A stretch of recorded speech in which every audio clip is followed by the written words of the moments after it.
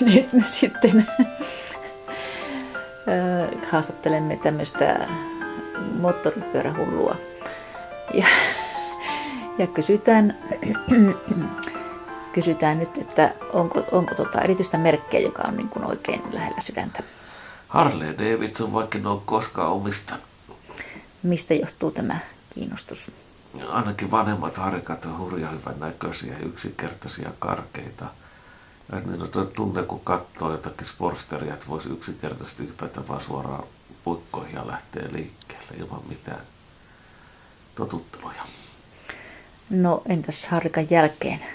Ehdottomasti tämä meidän Kawasaki Drifteri, niin se on sellainen pyörä, joka parissa mä viihdyn. Ja vanhat Hondat sitten, 70-luvun Hondat kyllä tuutit.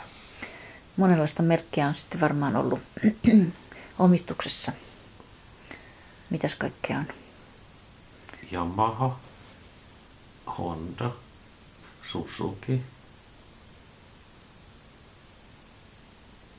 Aprilia, BMW ja nyt Kawasaki. Eikö joku? En muista. No, siinä tuli varmaan. Joo. Onko joku pyörä, joka on erityisesti jäänyt mieleen? No kylläkään ehkä se meidän iästä johtuen, niin kyllä ne tuutit on jäänyt voimakkaasti mieleen. Keltainen tuutti ja se suklaaruskea tuutti. Ja sitten tietenkin nuoruuden 4-puolikas, vaikka se vähän hajoili ja piikki.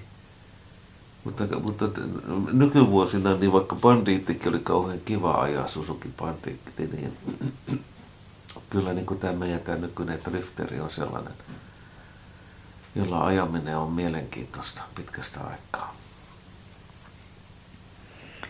Kiitos.